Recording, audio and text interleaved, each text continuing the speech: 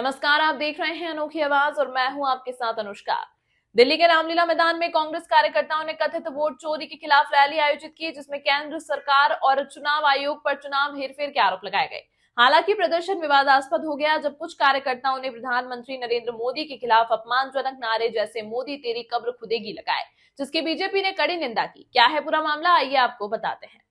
रामलीला मैदान में वोट चोर गद्दी छोड़ो रैली को संबोधित करते हुए लोकसभा के विपक्ष के नेता और कांग्रेस सांसद राहुल गांधी ने कहा कि प्रधानमंत्री मोदी ने चुनाव आयोग को छूट देने के लिए एक नया कानून लाया है। हम इसे बदलेंगे और चुनाव आयुक्तों के खिलाफ कार्रवाई करेंगे। उन्होंने कहा, महात्मा गांधी सत्य को सर्वोपरि मानते थे। हम सब ने सत्यम शिवम सुंदरम और सत्यमेव जयते सुना है, लेकिन आरएसएस प्रमुख मोहन भागवत कहते हैं कि दुनिया शक्ति का सम्मान करती है, सत्य का नहीं।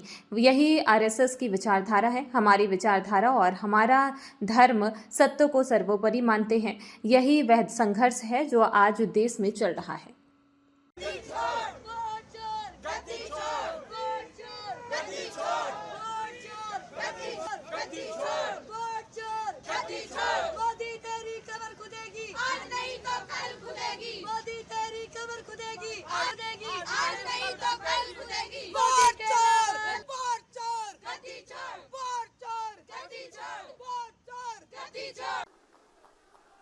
हर मोर्चे पर ये सरकार विफल है।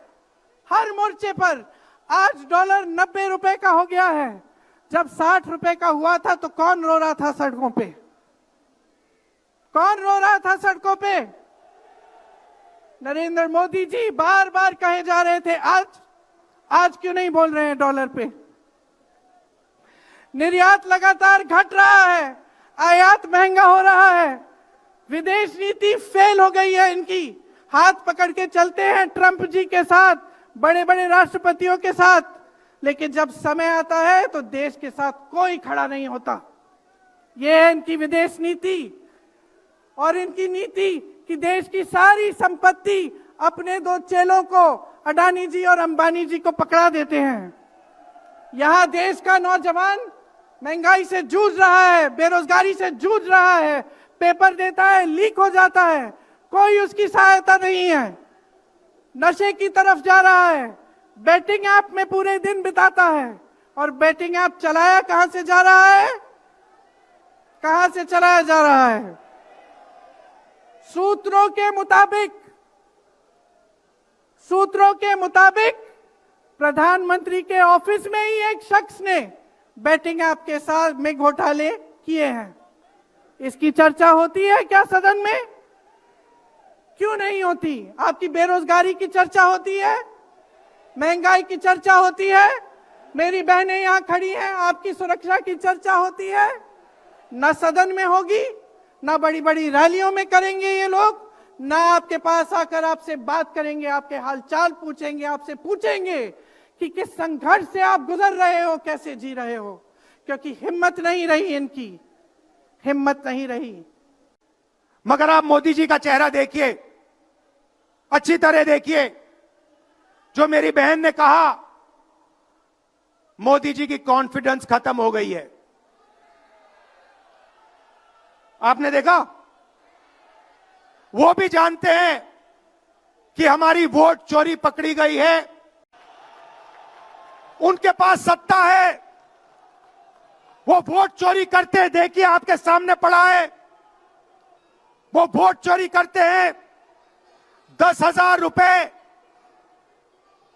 चुनाव के समय, चुनाव हो रहा है, 10,000 रुपए वो देते हैं। उनके इलेक्शन कमिश्नर हैं, जिनके नाम अभी प्रियंका जी ने लिए, मैं भी ले लेता हूं। है ज्ञानेश कुमार, डॉक्टर सुखबीर सिंह सांधू, डॉक्टर विवेक जोशी। याद रखिए, ज्ञानेश कुमार, सुखबीर सिंह सांधू, विवेक जोशी।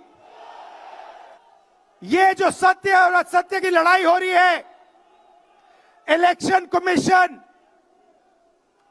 बीजेपी के सरकार के साथ मिलकर काम कर रहा है और इनको जितनी भी इम्यूनिटी देनी है दे दो।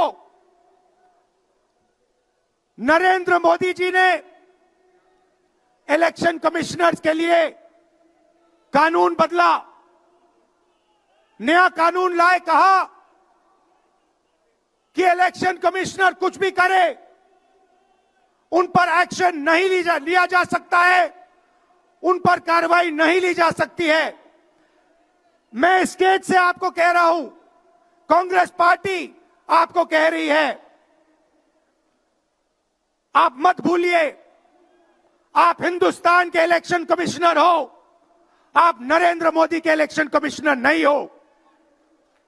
और हम आपको साफ कह रहे हैं, ये जो कानून बना है आपकी रक्षा करने के लिए कानून बना है, इस कानून को हम बदलेंगे, रेट्रोएक्टिवली बदलेंगे और आपके खिलाफ एक्शन लेंगे,